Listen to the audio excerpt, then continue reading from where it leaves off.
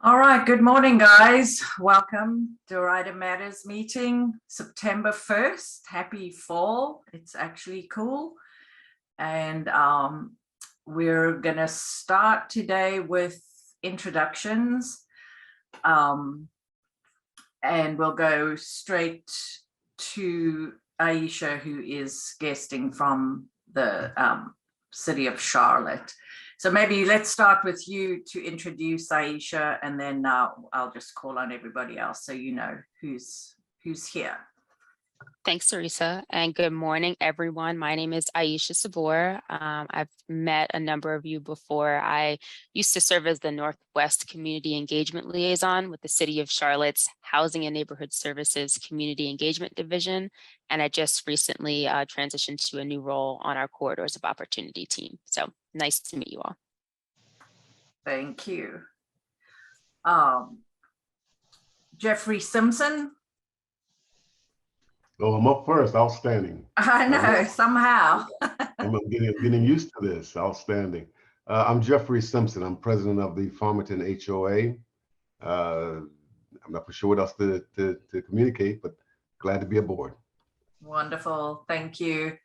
Nadine Henry. Good morning. My name is Nadine Henry. I'm in the Sugar Springs neighborhood. I am the newly elected president. We're starting to get our HOA back together again. And I'm also an event planner. Wonderful. Thank you for being here. Hashim, can you speak? Can you guys hear me? Yes. Hey, I'm Hashim Halim. I'm a designer, architect. I live in the Derita neighborhood and currently working on a placemaking project with the city of Charlotte to build a bus stop bench out of recycled plastic. So just excited to help the community and learn more about everybody else. Welcome. Thank you. Jill Campbell.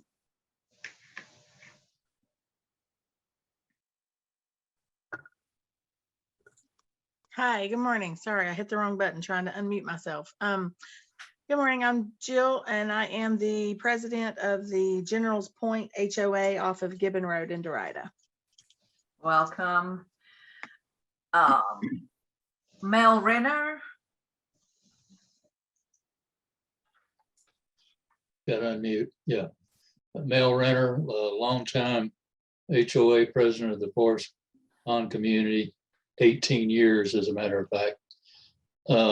Served on the board of the Derita Statesville organization, and once spent 12 years working for the city of Charlotte. So I have a little bit of idea about what goes on there sometimes. Anyway, that's it. Awesome. Thank you. Jonathan. Hi, John Hoy. Lived here in Allen Hills since '92. Wonderful to see you. Sarah Morton Stubbs. Hi, good morning. I'm Sarah Morton Stubbs. I grew up visiting my grandma over in the Allen Hills neighborhood, and I now live in downtown Derita. Hey. Shantae Bullock. Hi, I'm Shantae Bullock. I'm the president of Scottsboro Association. Awesome. Sylvia Cannon.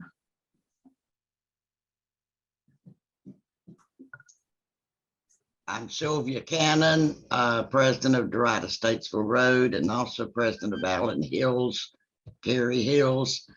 Been doing this a long time. Welcome, everybody, and glad you have an interest in Derita because it sure has been changing. Thomas Templeton. Yeah, Thomas Templeton. I live in the Royal Oaks neighborhood, which is, of course, just behind the fire station inside Sugar Creek and Graham Street intersection, if you don't know where that is. And I'm the former president of the association there, and I'm currently the treasurer for the Derita Statesville Road organization. Awesome. And one more person, Tamara Parker.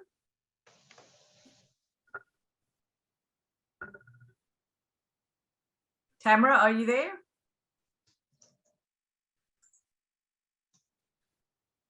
Okay.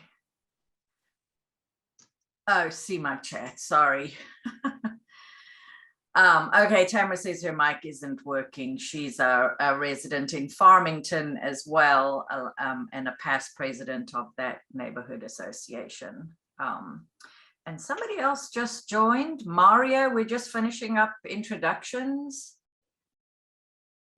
I don't know, I saw him in my waiting room, but oh, there we go. Mario, we're just finishing up introductions.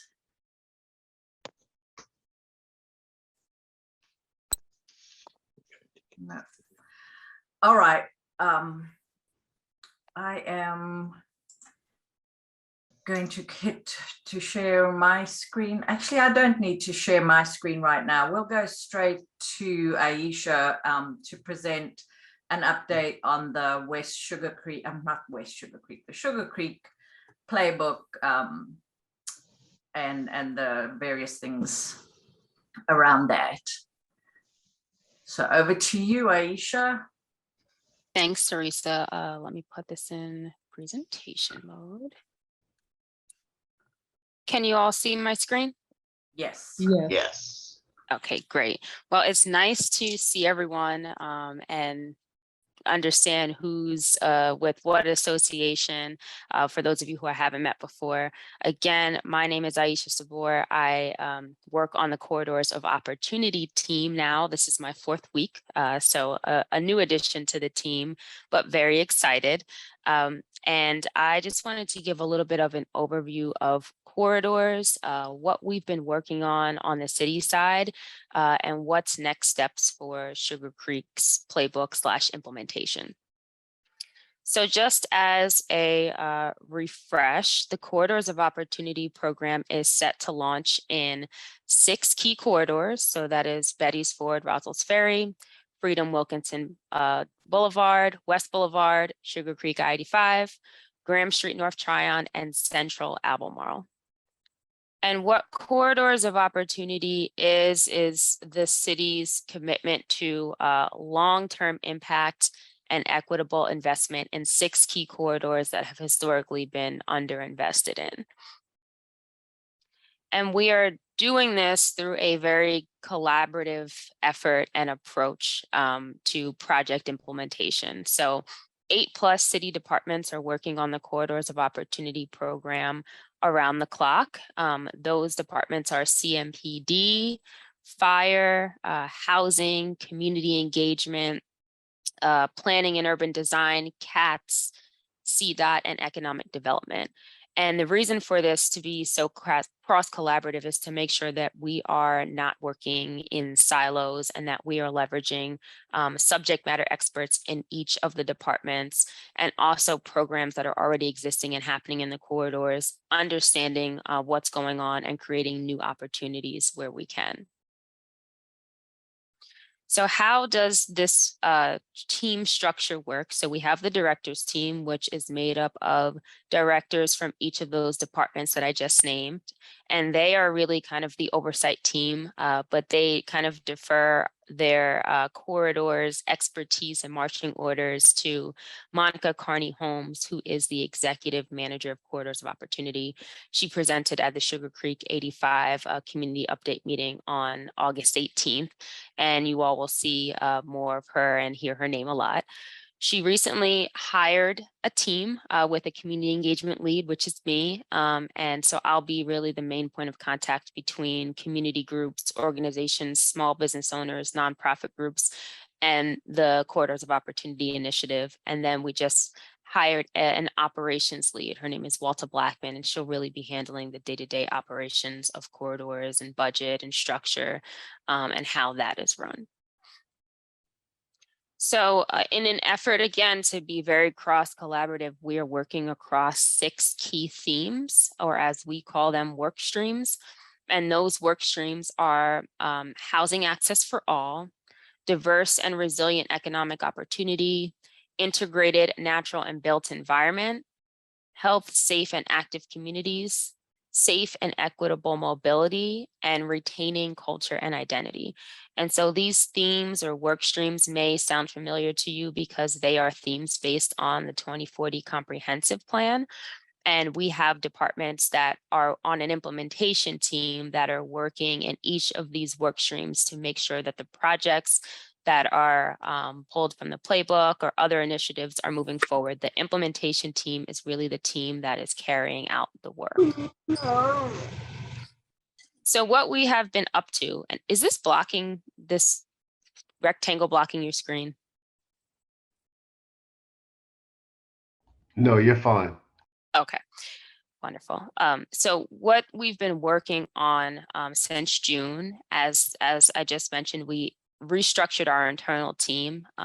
We've made some hires and we've kind of worked to relaunch Corridors of Opportunity. It has been happening for around 3 years, but I think we realized pretty early on that we needed to make this a more all-in effort and get some resources and teams aligned and available to make sure that we're moving work forward in each of the corridors. So in July, we had an Albemarle Economic Mobility Workshop with internal and external stakeholders. Their playbook was in draft, almost finished mode. And so this workshop really kind of helped add some meat to the bones of the projects that were outlined in Albemarle. In August and September, the focus is Sugar Creek. We had an update meeting, like I said, on the 18th, where this content was shared with a community group that came out to the light rail station. Some of you may have been there. And we are working on creating a roadmap that will select projects from the playbook to move forward into implementation. In September and October, we are launching North Graham, North Tryon. So we actually had the kickoff meeting for North Graham, North Tryon on Tuesday evening. So they are beginning the engagement process and they'll go through a process similar to the playbook process that many of you participated in. And then we're also focused on moving Sugar Creek and Albemarle into implementation. So here is the dollars. This is really an undercount of the City of Charlotte dollars that have been poured into corridors, but this is the count that we have right now. So 67 million all in. This is across 3 fiscal years. And it's broken up into those work streams really again, but infrastructure, housing, economic development, public Wi-Fi access, community safety, and placemaking and arts. So moving forward to the Sugar Creek playbook, specifically in Sugar Creek projects, of course, the playbook was completed in May of 2022.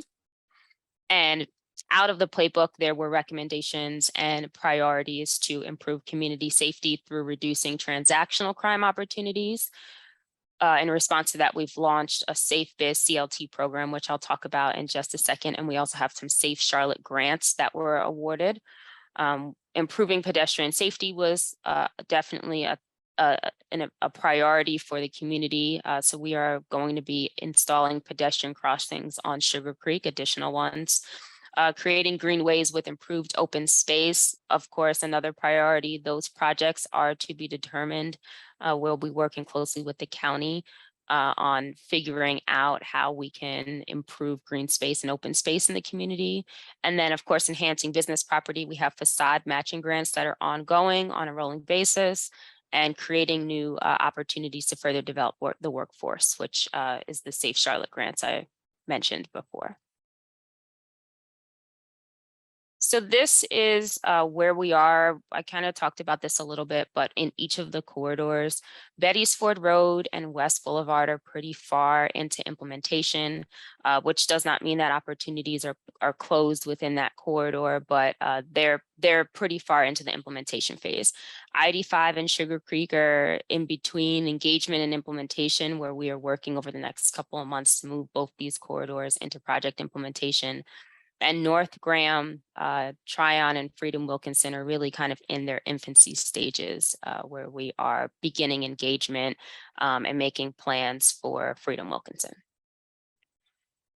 So I talked a little bit about Safe Charlotte before. So the city awarded grants to 4 collaborative groups in April of 2022. And these groups are really made up of organizations that are focused on capacity building and stopping the violence in the corridor. And for the groups that are doing work in I-85 Sugar Creek, you'll see them in green. So MEC Ed is a lead organization who is working with Heal Charlotte and DigiBridge on youth services and workforce development. They will be focused on MLK Middle School. And then Rebuilding Together is another lead organization who's working with DigiBridge and She Built This City on housing stability, youth services, and workforce development projects. So they will be focused on the Sugar Creek corridor, of course, at Hidden Valley Elementary. So these are really kind of youth-focused programs. To share a little bit more about what they'll be doing, so MEC Ed, Heal Charlotte, and DigiBridge will be providing free after-school programming for 186 to 8th graders. And the programming will be STEM education. Heal Charlotte will be presenting a Stop the Violence course, and MEC Ed will be providing work-based learning experiences at local businesses. And Rebuilding Together, this collaborative group will complete 12 critical home projects per year. So this is a grant that spans, I believe, 2 years. And She Built This City will be working with the youth on workforce training and adult youth STEM activity. We also have a Staying in Place initiative, which was really headed up by our Housing and Neighborhood Services Division.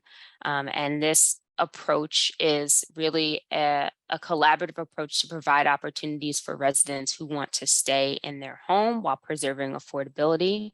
And we had 3 pilot neighborhoods. Those neighborhoods are Hidden Valley, Winterfield, and Washington Heights. And really what this is in a nutshell is taking our existing housing programs like our emergency repair program, down payment assistance program, and House Charlotte program, and really kind of funneling them into these pilot neighborhoods and making sure that people are aware of them so that they can use these programs, and also looking for opportunities where our programs don't fit or don't align, and seeing how we can create those intentional partnerships with outside agencies and organizations to help people stay in their homes.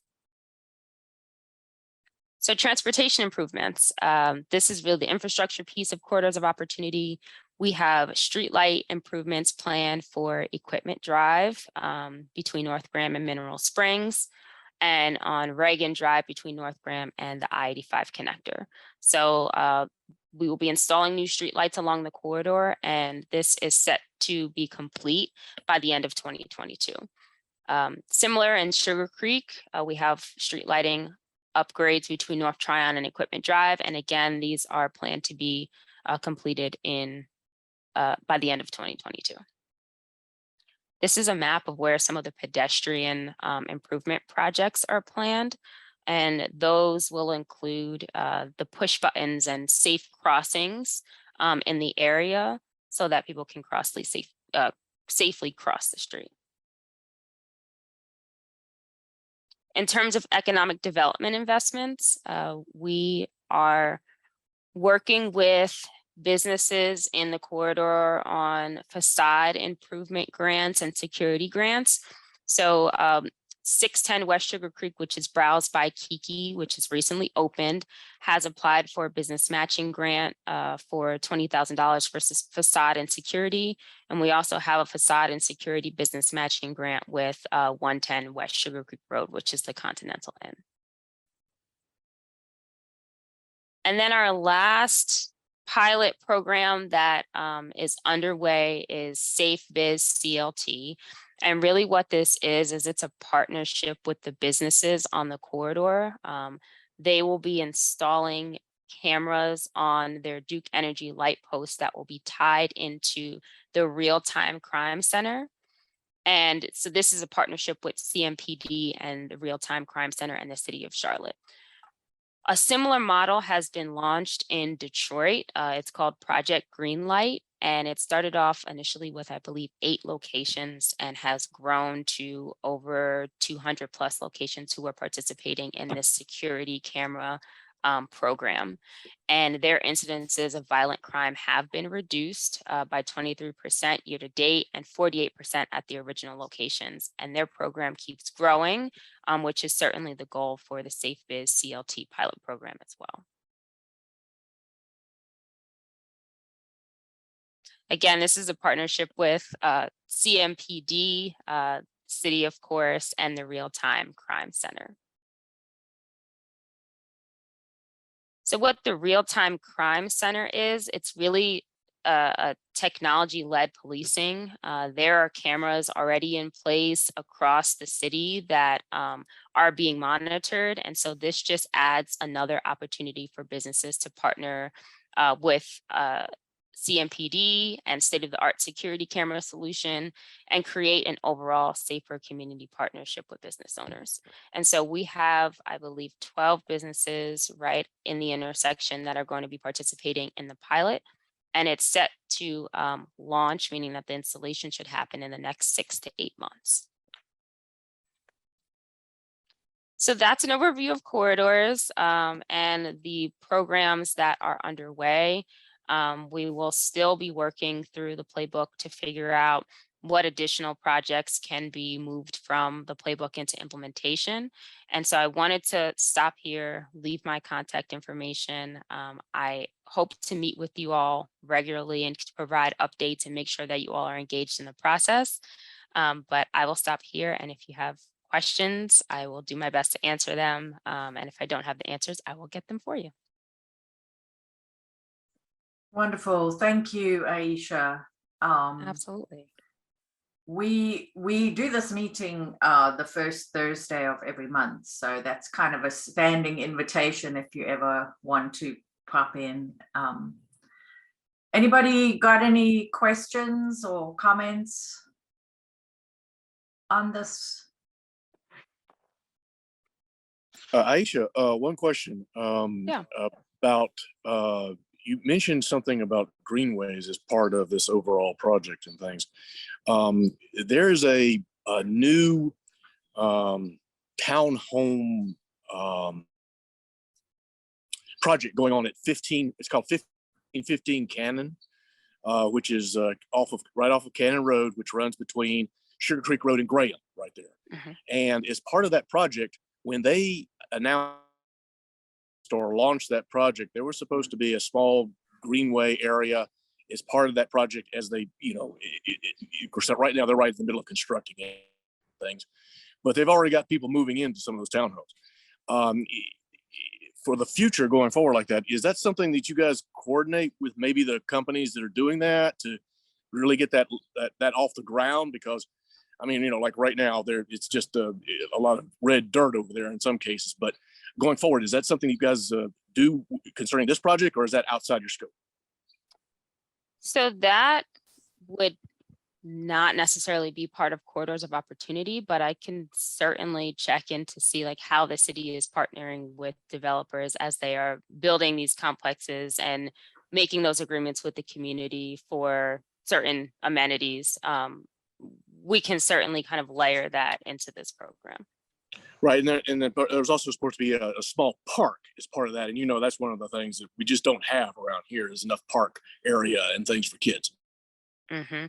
Yeah, I mean, corridors work is really, it's place-based work. So if things are happening and there's an opportunity for us to partner and make sure that some of the visions from the playbook that have been outlined are moving forward, there's definitely opportunity for that. And I just took notes. So I will make sure that I kind of bring that up to our corridors team and see how we can partner. And the last question I've got is, you mentioned that you're beginning the part about the North Graham and North Tryon. What for North Graham? What areas are we talking about for North Graham?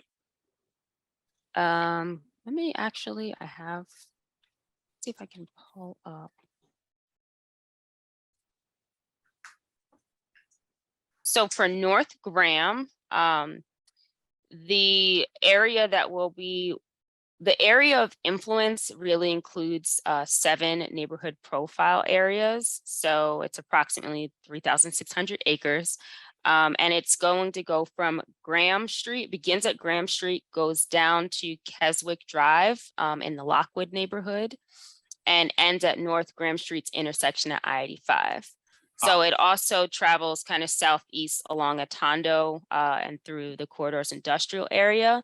And what we're doing with the new approach to corridors is really focusing on the area of influence, while most of the infrastructure improvements will be right on that Graham Street strip. All of our programs and initiatives will be more focused on the neighborhood profile areas. And do you tie that in with the what am I thinking of? The development of that old industrial complex there at Camp North End is what Camp North End.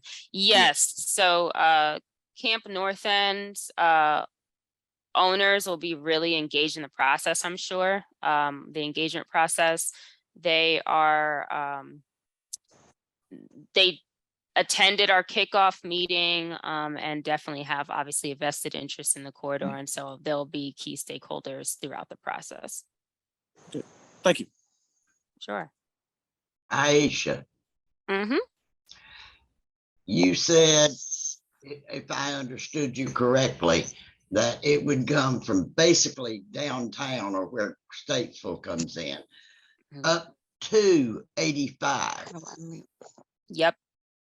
Why are you not crossing 85 to go up to Sugar Creek, since you have Sugar Creek and that's a very short area? But that also needs to be taken care of. It's only like a half a mile. That's a good point. Yeah, why not? If you're going to do Sugar Creek and you're going to get all of that area together and you're going to put lights down on the return road, the access roads, then you're actually, if you don't, you're actually cutting a section there to do what they want to do, a half a mile. And that is a critical part of Derita, because it has Food Line, it has the ice company, it has all of that in there. So could we make a request that you take that half a mile or so and add it to the Graham Street? Yes, we can certainly make that request. And I hear what you're saying. That is part of the area of influence. So we can definitely kind of go back and see if we can tweak that and include that in the area of influence. Or if there's a reason why it has not been, I will definitely communicate that with you at the next meeting. Thank you. I appreciate you. And we appreciate what you're doing, because Graham Street is a main entrance to Charlotte. It has been for a long time, and it needs to be, there's a lot of work that needs to be done, because the number of tractor trailers that go through there, that road is really too narrow for the amount of traffic that is going through. And you've got junkyards that we have actually met with one or two of those, and we can't get them to clean them up. So I'm sure that will come up in the engagement process. Yeah. Amen to that.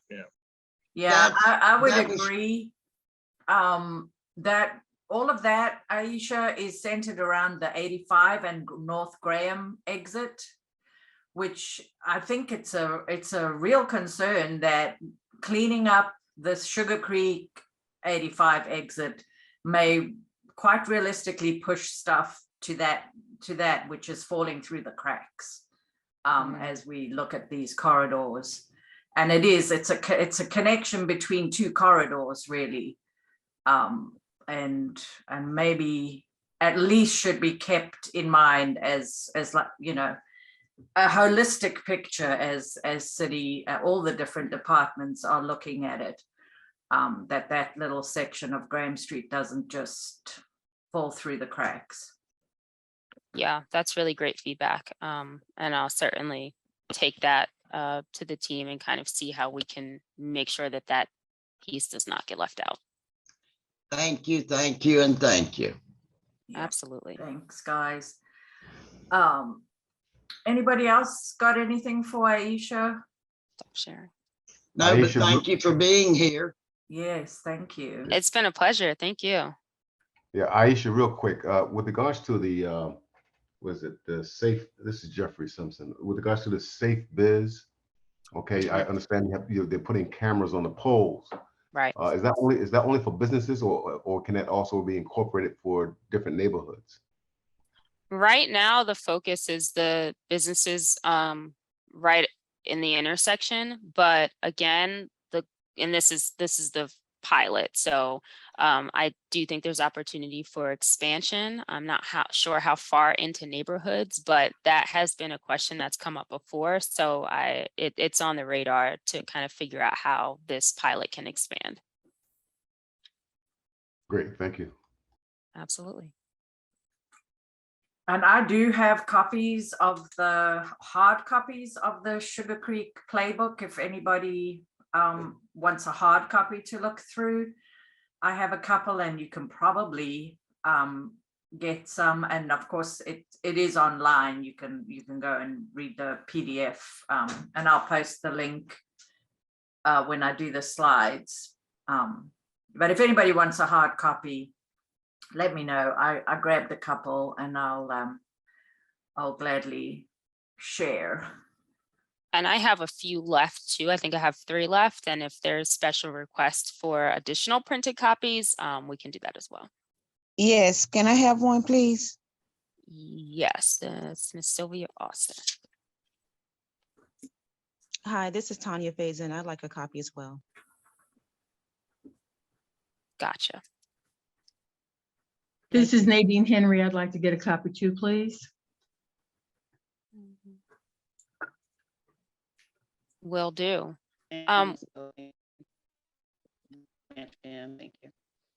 I missed one. I can't hear who that was. Oh, maybe Dr. Blanche Penn. Yes. So I have so we need around 10 additional copies.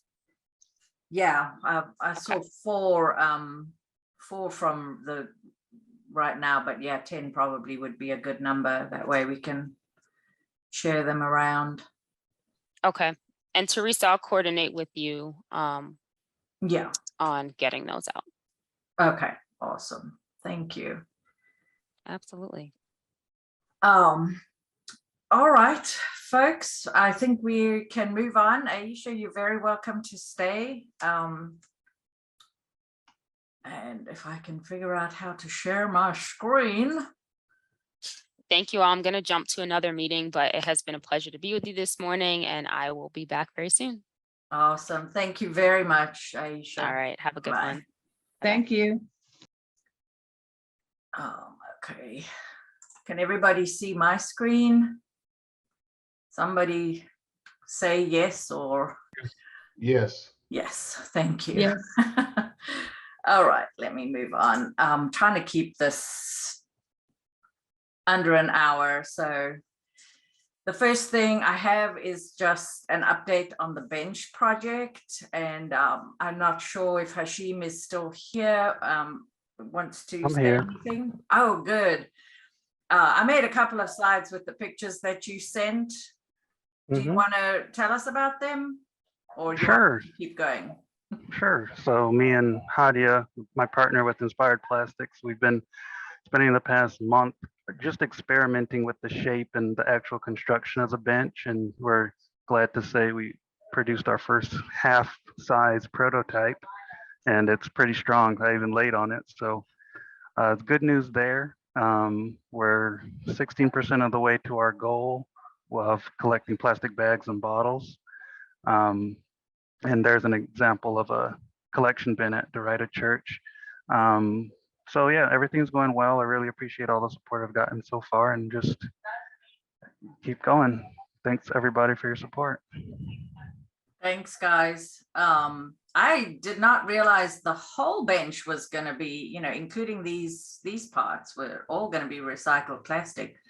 That's quite something. It's beautiful. So, all right, folks, there are 4 bins around.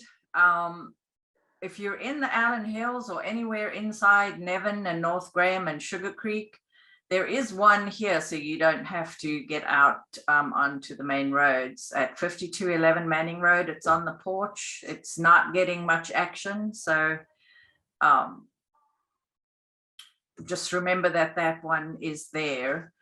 I've lost the presentation. Am I the only one?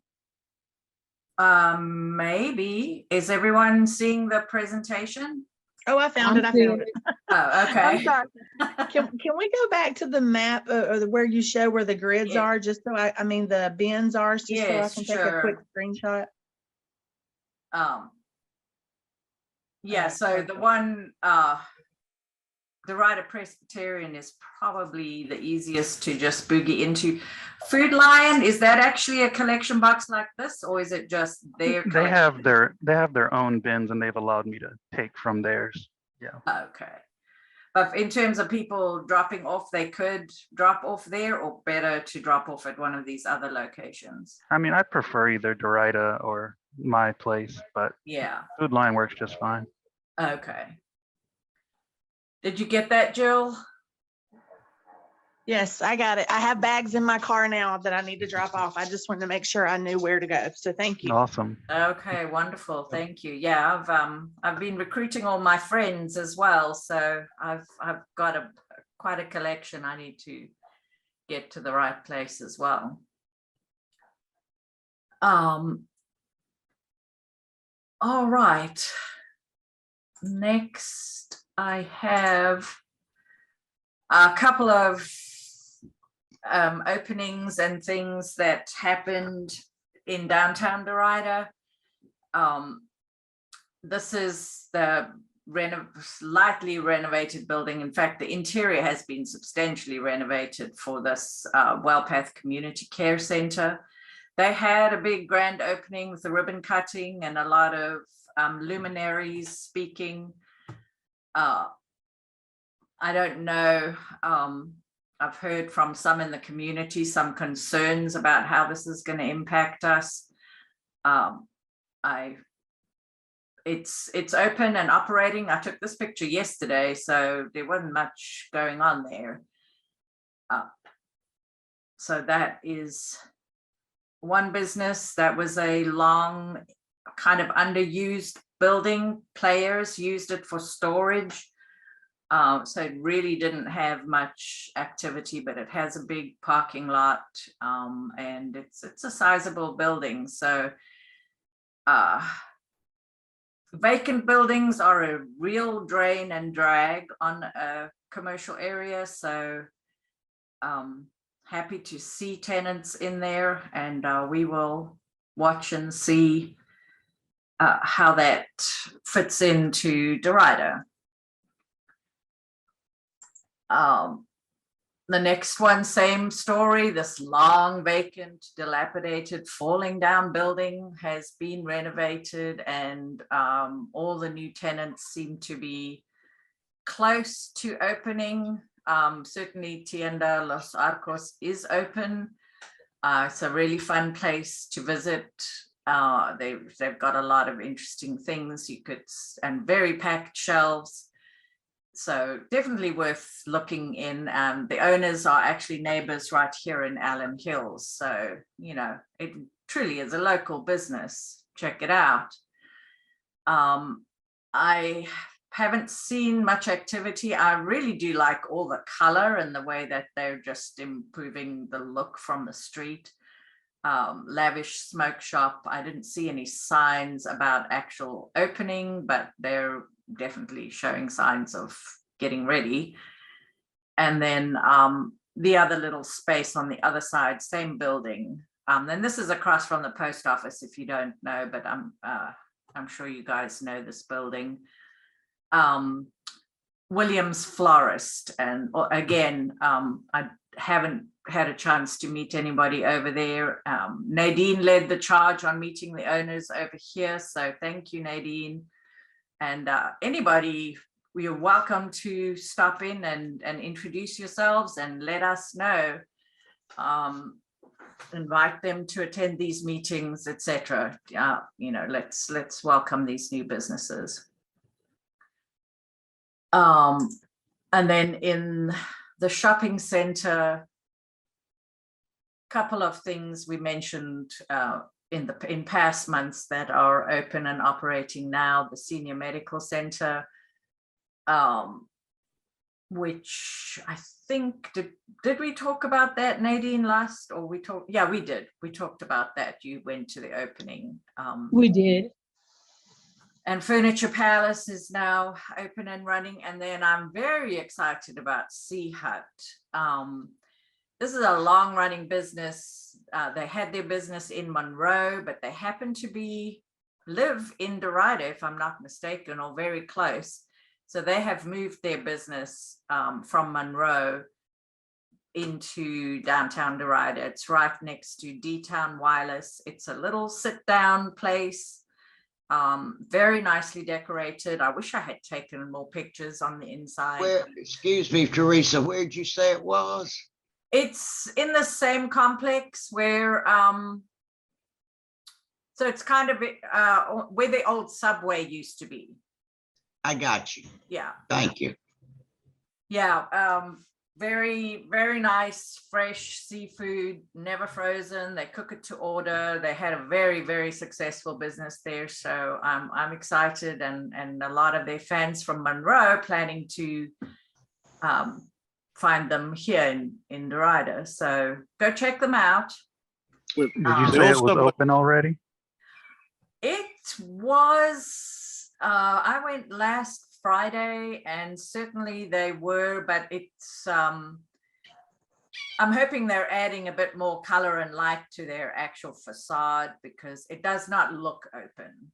Okay, cool. Does the old Subway beside the Food Lion? No. This Oh. is the other. This is where the CVS was at Mallard Creek and Sugar Creek. Okay, all right. Yeah, all right. sorry. That shopping center has a name, and I could not find it yesterday. Maybe they. Like anyway, right crossing something. It's something crossing, right? Yeah, so all of these are in the same shopping center, then dedicated furniture place and Yes. that's seafood. All Yes. right. Yeah. Well, the Subway next to the new Food Line has closed. Oh, really? Okay. Well, I guess we'll have to watch that over there, and see what's coming in over there. But yeah, I think Subways are kind of closing all over the place. They're not competing super well with all the other, sandwich chains. I don't think it's just Derita. Tamara, I hope that answered your question. We're talking about the shopping center across from Puckett's and Maria's, the one where CVS was. And what else was there? Oh, years ago, there was a Food Lion there, in this Furniture Palace space. There was also a little grocery store where the furniture place is. Yeah, Save-A-Lot was there for a while. You talking about that one? Yeah. So it's an interesting mix, but better to have activity there and people coming and going that are, there for business and not for just hanging out in the parking lot. So go and check it out and support them. We did that. The rezonings, no real updates. This one is right here in Allen Hills. Is coming up for a vote in September, I believe.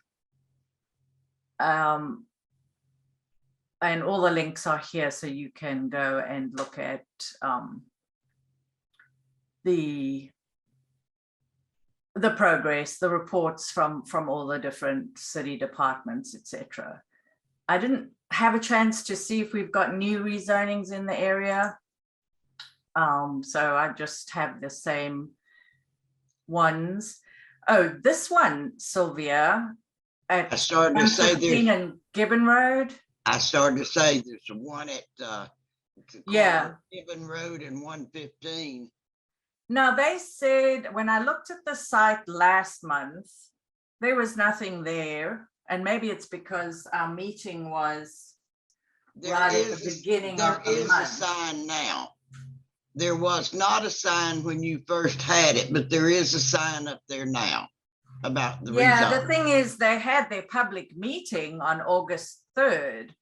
So I have an email into the developer to see if they can share their presentation with us, because it doesn't look like anybody attended the public meeting. Well, the last time, what they did is they limited, because it is so many single houses around there. No, I saw the list of people that should have gotten cards to invite them to the meeting and all, but nobody attended. It was a virtual meeting, so maybe we can get them to present again to us, or send the presentation so we can look at it, because it's different to the previous petition. The previous petition had some business mixed, some commercial mixed in there. This, I think, is just residential. But the details are all here. But yeah, that's a big one. I would like to see that one, because where they make the outlets come out is very, very, very important. I don't mind the apartments, but they've got to be careful where they come out, their exit points. Yeah. Because of Gibbon being so narrow and so heavily traveled. 115 is heavily traveled, particularly during work hours, morning and at night. And I would really like to talk to somebody about that. One thing I did see is that the plan calls for adding on Gibbon Road an 8-foot multi-use path. So that's like a sidewalk, one of those super wide sidewalks, with an 8-foot planting strip on Gibbon. So that is going to separate anybody walking, at least, or riding a bike from the that's from Gibbon Road. But of course it doesn't continue all along Gibbon Road like that, but they'll tie it into the existing sidewalk. So yeah, and then on 115 there, the plan calls for a 12-foot multi-use path and an 8-foot planting strip on 115. So it's gonna look good when it's finished, in terms of what you'll see, and you can kind of get the idea from where they've improved Statesville Road, etc. Yeah. I don't have a problem with any of those. Those are great enhancements, but when you're trying to get in a car and get out into that heavy traffic, that's a different story. Right. Yeah, well, yeah, traffic is going to be our headache for this is our life now. It's not going away either. Yeah. The more you build, the worse it's gonna get. That's just the fact of life. Yeah. Because the city of Charlotte has no public transportation up Gibbon Road, which they have built all of that, and the school, everything. I mean, their map for public transportation, just stinks. Yeah, there's a huge hole right there. And yeah, well, that's what we're dealing with is decades of bad road design and planning, and one way in, one way out into neighborhoods. And of course, the railroad track complicates things. So yeah, it's but this particular one will have very easy access to 115. Even though it will be, they'll have to make a right and then a U-turn, or they'll have to go on Harris to get up to 77 at Harris Boulevard, but that's only a couple of miles, depending on where they're headed, Right. If they're gonna try to get on 77, they're gonna have a problem. Well, they'll unless- have to make a, well, they have options. They can go to 77 in Harris, or they can make a U-turn and try to go to 77 at Sunset. Biggest problem is getting over into the turn lane to make that U-turn. Right, 'Cause so they've you got don't have to make that U-turn. You can just go to Harris Boulevard. It's, if you measure it, it's a mile or two further. When you're in a car, a mile or two is, it depends if you want to wait to try to make a left, or if you want to just drive 2 miles. The time is about the same. I don't think they're gonna drive 2 miles. I think they're gonna go up, just part of the way up, and do just And a do a U-turn. U-turn, yeah. Do a U-turn. Yeah, and well, yeah. Yeah, and that's fine. People can do their own thing in terms of what they feel better doing. I feel better driving than waiting to make a left, but Well, human nature is going, if you want to go south on 77, human nature is you're going to go south in direction. You're going to try to make that U-turn. Right. Make a No, mess of it. I understand that. I do. So but yeah, long story short is that they apparently had this public meeting on August 3rd, and there was nobody there because we didn't know about it. So, And Teresa, that brings up a bigger point about the rezoning process in this city, is that whenever you have a bigger development like this that's going to impact a much larger area, it doesn't seem like the developers have to reach out any further than the adjacent properties for notifications, like you're saying, and they wind up with no one attending that because no one knows about them. And same thing with this 1515 Cannon back behind us, is they only notified like the people that were really essentially right next to that development. And we knew nothing about the first meetings of that development at all.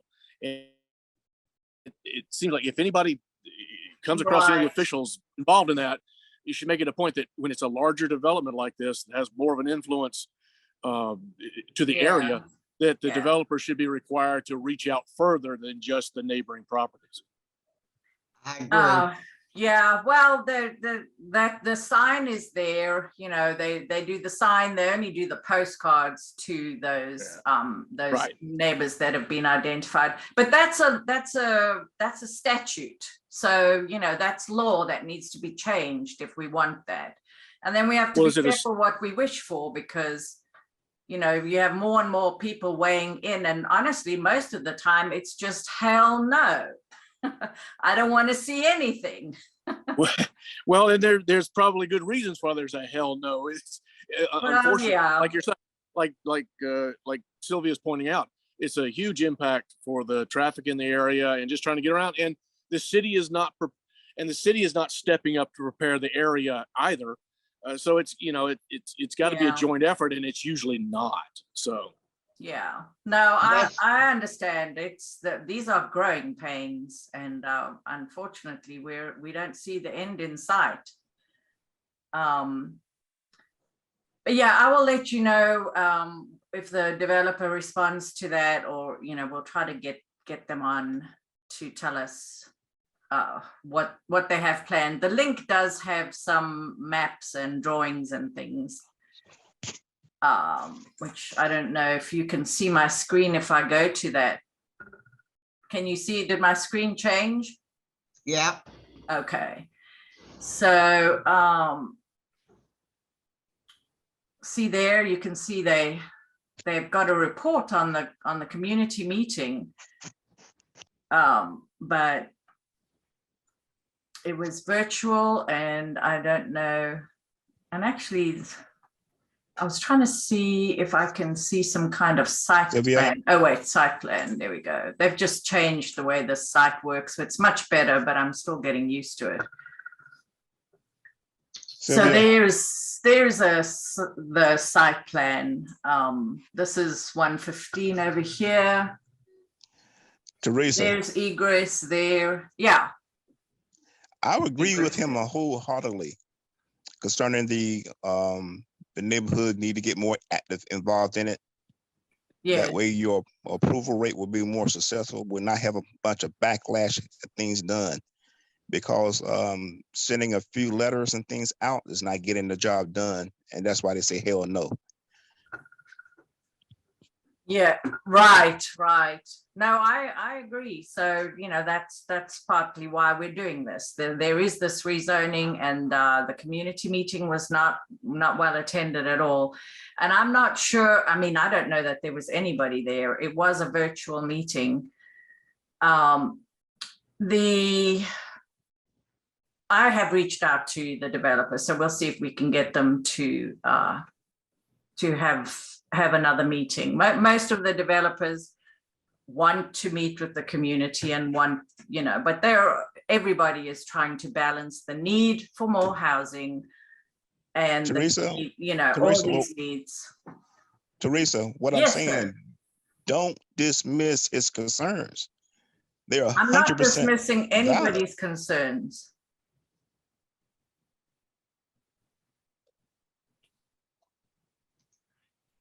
Well, I see a problem right now. Yeah. All right. Well, it's almost 10 o'clock.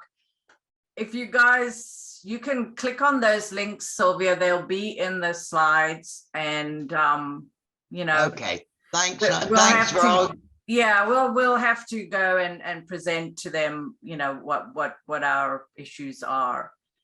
Thank you for all you do, Teresa. Okay, no, you're very welcome. I just, you know, I live on the other side of this, where price of housing is just going up and up and up, and it's because of low, you know, because we're not keeping up with building. So Well, that's my bias.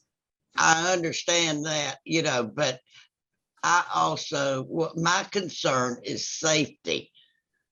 I just don't want, you know, because I go up and down Given Road 2 and 3 times, sometimes 2 and 3 times a day.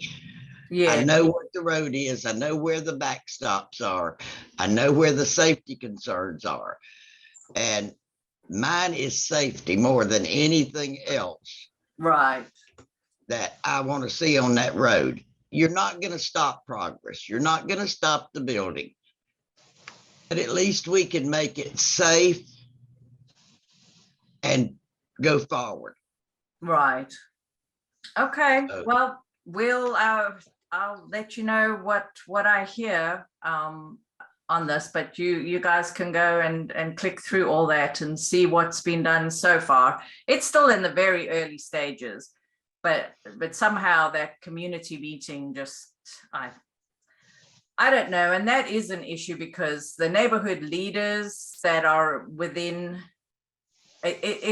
they should be included on that list, not just the adjacent. I agree. I would very much like to be included on this list. Yeah, now that, very, very okay, concerning. that brings me to the next thing. Actually, I'll skip this for right now, but I did go on and sign up last month. I went and looked at the city's list of neighborhood contacts. I signed up for that, and I'm still not what getting everybody information. relies on. So make sure you're on that list. I think you are. I mean, we can go and look at it, but make sure that you're on the list. If you have an organization. Now they only update the list quarterly, so it's possible that if you've added yourself, you know, more recently, you're not going to be on the list. But here's roughly Derita, and you can see the people dotted around. This might be you. No, that's Gibbon Woods. What's this? Poplar Springs, Stephanie Walker. So yeah, I don't see you, Jill. So go and make sure the link is in the slides, or you can Google it. It's the neighborhood organization contact list. I did that last time. Last month. Oh, Last and that month, may be that they just haven't updated. Now this is the map, so maybe the list is more quickly updated. I don't know. Certainly that's, in my case, that's it. It takes a long time to update our map. gosh. So I'm assuming that the one there at Cindy Lane is me. Yeah, you're on here. That's Fairstone. That's you. Okay, just Uh, making sure that this they hadn't is- wiped me out. And this is Royal Oaks, Thomas. You know, Molly stepped down, and I don't know if anybody has taken her place. So I don't think so as of yet, no. yeah, so you know, some of And this having stuff- been there before, having been there, done that, I'd prefer not to do it again. yeah, but you're retired now, don't you? I know, and I'm- enjoying it very much. That doesn't mean I want to go. I did that for years, and I appreciate Molly's trying to do it. It's a Yeah. thankless job every time. So Yeah, it's really hard to find, you know, that sweet spot where people have this kind of time to put in. So this Cindy Lane also, I'm not even sure. This is Nevin's community. Sorry. That doesn't even exist anymore. Right, exactly. So, you know, I don't know how they maintain this list, but it's pretty easy to get on it. And it may be just that this map is not up to date. If I could find a way to figure out how to go back without doing something dumb, but I just can't. But there's the link, and it may just be that it's not that the map itself is not updated. Yeah. Somewhere there is a list as well. So yeah, just double check this, you guys, any of you that, you know, in theory, the neighbors closest to a parcel that's requesting a rezoning within, I think it's 300 feet, should be notified, and the city provides that list to the developer. And then the neighborhood contacts within a certain radius, or I'm not sure exactly what that boundary or requirement is, but should be notified as well. So yeah, Jill, I know this is something for you definitely, and the others along Gibbon Road. So I mean, I missed a little bit of the conversation earlier, so I apologized, but I apologize for missing that. But I came in, I mean, at the end, I saw on the grid where it's talking about apartments and townhomes being built. It looks like on the corner of 115 and Gibbon. Yes. Correct.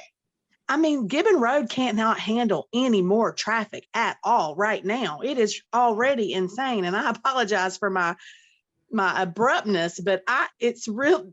I'm kind of just over here with my mouth wide open. I cannot even believe they're considering this. Yeah. Well, not only that, if you look at the map, the out from the apartments coming out is right there where the major power lines go across. Uh-huh. And it backs up past there every morning going in. The traffic is almost down to the truck repair place. So they're going to be totally blocked about getting out, whether they want to go right, left, or underneath. They're not going anywhere. Yeah. Well, take pictures, and you know, so we can. That's exactly what I was sitting here thinking. People, that, yeah.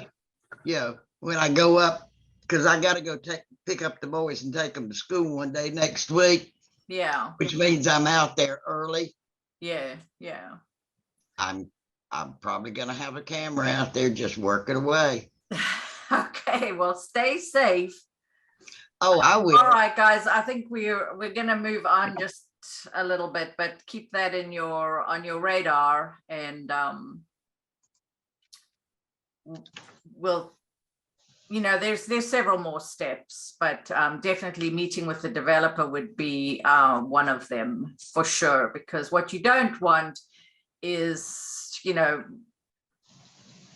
being like right before the public hearing with city council, being that the place where you start to raise all these issues, because before that time, everybody is working on trying to make this work in terms of all the different departments.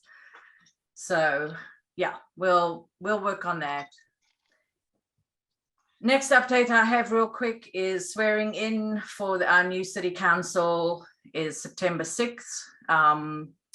And I just thought I would throw this slide in here so you guys can get to know these people.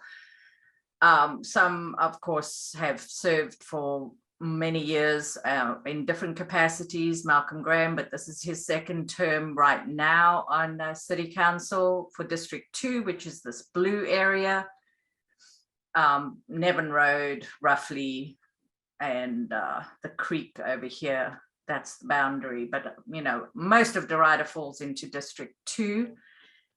And then the little pink area, which is just us over here off of North Graham, or 85 is actually the dividing line. So that includes the people on this call, you know, Allen Hills, Cardinal Glen, Royal Oaks, Fairstone, Greenleaf, and then I don't know, I guess this is the old Nevins community that is no more, that really got absorbed into, and of course Tanglewood and Derita Woods, etc. over here. So all those people are now in District 1, and our representative is Dante Anderson. She is a Charlotte native, so she knows Charlotte very well, but she does happen to live way over on the other side. She does have to live in the district, but the district stretches through Uptown and a little bit on the towards Freedom Park, Myers Park area. So she lives over there close to Freedom Park. That's right. And then of course Renee, let's not forget Renee. She is District 4. This little sliver of Derita here is still in District 4, and Renee has been a very good friend to us in terms of getting stuff to City Council and to various city departments. She's very good at making connections in the neighborhood. So I know she won't forget about us in Derita. You're right. She came through on the neighborhood night out. Yes. And spent a good bit of time in our neighborhood. Oh, good. Yeah, and I mean, these districts are huge, geographically huge. I don't have the whole, I'm just got, you know, Derita here, but her district stretches all the way over here, you know, across 77, and then all the way to Prosperity Church and the university. You know, there's a lot of centers of gravity within these districts. So that get a lot of attention and investment and political interest, etc. So, you know, we've got to make sure we keep making noise in Derita, and get the, you know, make sure these 3 council members and all the at-large members as well, they're not tied to districts. They are specifically meant to represent the interests of the rest of Charlotte. And then, of course, Mayor Lyle's taking her next term. So that swearing in will be September 6th. And I think Dante Anderson will come and attend one of these meetings. She has expressed an interest in that. And then just don't forget County Commission, because of course the county is responsible for schools and parks, etc. So George Dunlap is our representative. Most of Derita falls into District 3 for the County Commission. I didn't go into school board and all those things, but get to know your elected officials. Let them have your ear. I don't want to get into a long discussion about this because we're at 10:12, but the Unified Development Ordinance was approved by City Council on August 15th. you can go and watch the meeting if you want to understand everyone's position on it. They were very interesting. Just about every council member had a pretty interesting perspective. But it's something that's very necessary in terms of just consolidating and simplifying and making clear all the different zoning ordinances. But there are some new regulations in there that, you know, where there's still some, you know, objection to, and then just questions about how it will actually play out. You know, unintended consequences are always a factor when you deal with big regulations like this. So we'll be following closely. There'll be lots of opportunities for community involvement in this, because they will be doing community character type situations and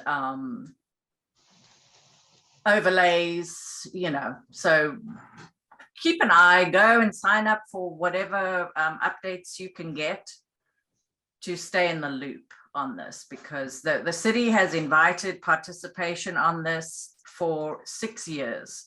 There's been various ways to get involved.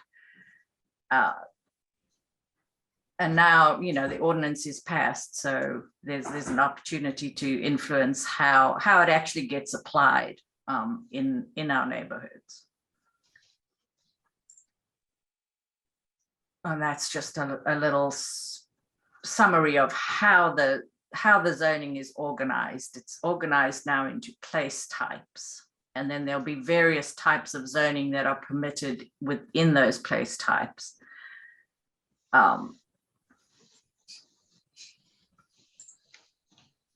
And then, of course, I'm just going to keep the slide in here because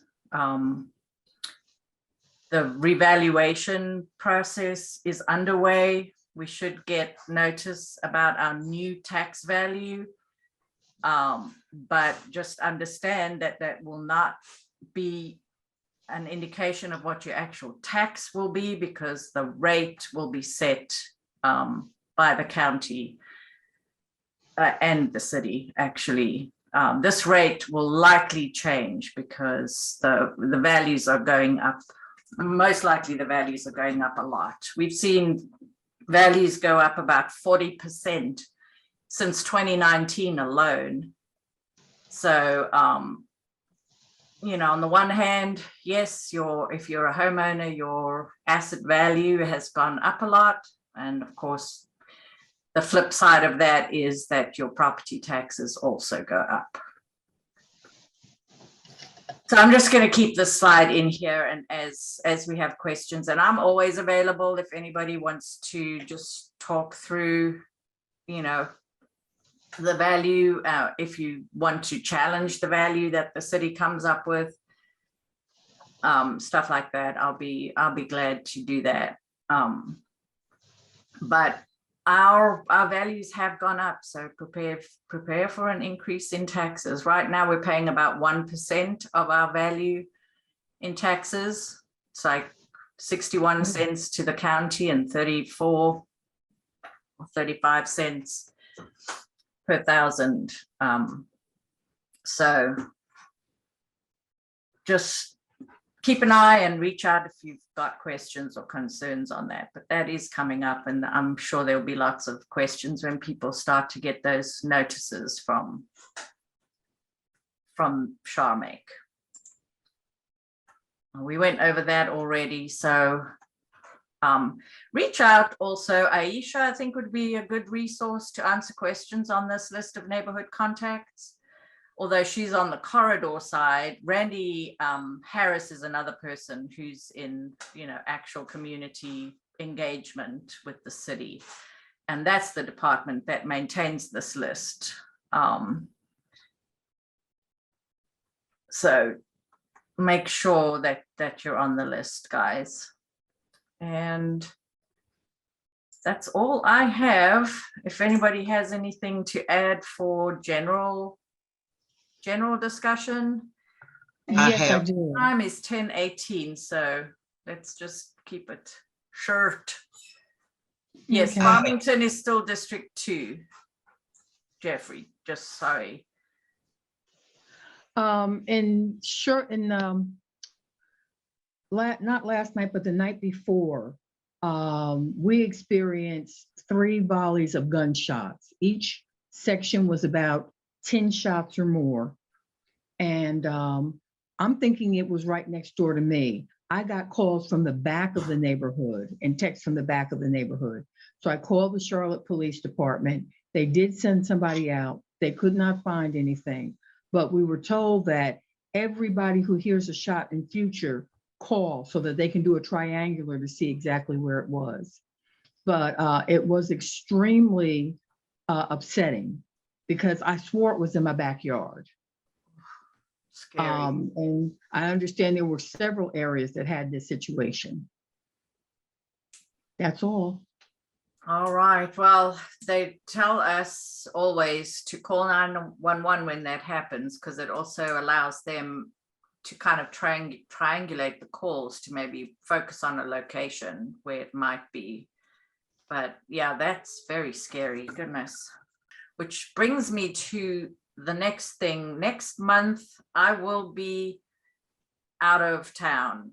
So I was thinking I asked Jack has run the meeting in the past, Sylvia. Otherwise, maybe we just skip October. Does anybody have just very quick some ideas on that? I will not be able to run this meeting next month.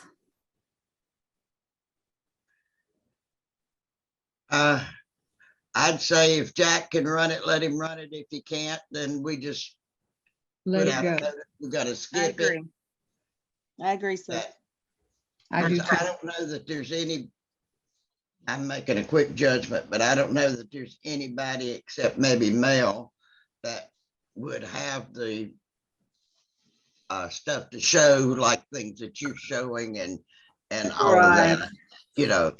I'm not really up to speed. I'll decline on that. Thanks anyway. You were voluntold. I do have one comment. And most of us don't have the equipment Teresa has. Being in her business, she has to have some of that and the knowledge of how to get into some of the stuff. I can hunt and peck and sometimes find it, but you know, it's not readily available because I don't deal with it all the time. Yeah. So I'm just saying, if Jack can, fine. If he can't, Teresa, just send out a notice that that we'll skip it next month. You know. Yeah.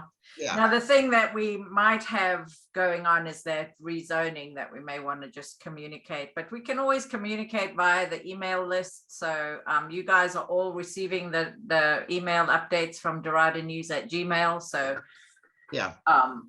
Well, I'll update on that as I know, and if there's any meetings scheduled with the developer, and then usually they would run that. So that's just a matter of dialing in. All right, well, I need to go. It's 10:30, chaps. So Mel's got something. Yeah, on a lighter note. Yes.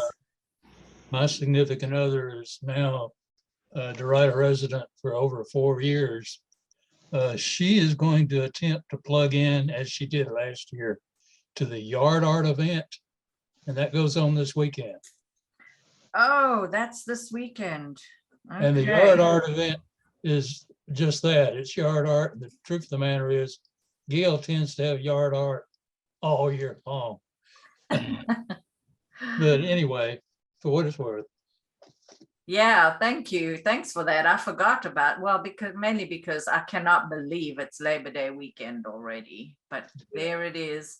Look that up. I think it's yardart.org, and you will see a map of the participating houses. And it's fun. We don't have many in Derita. I would love to see more people participate, but Gail was, I think, one of the first and only last year. And I'm sorry, I forgot all about that, because it would be nice to get a few more addresses, because, you know, people, people drive around to see the yard art, and they may not necessarily trek to just see one yard. They'll go where there's a few more clustered together. So we'll work on that, but check that out. I think it's yardart.org, but just Google it if not, and you'll find it. It's something they've been doing for several years, and it's a fun event on Labor Day. All right, everybody, thank you very much for coming, being here, and adding your voice. And I certainly don't mean to dismiss anybody's point of view. So thank you for holding me to that. And I will stop the recording, and we'll see you guys. Well, I'll let you know via email if there will be a meeting next month. Otherwise, it will be November, first Thursday in November. Thank you, Sylvia. Thank you, Teresa. Appreciate you. All right. Thanks, guys. Thank you. Thanks, Bye. everyone. Bye-bye.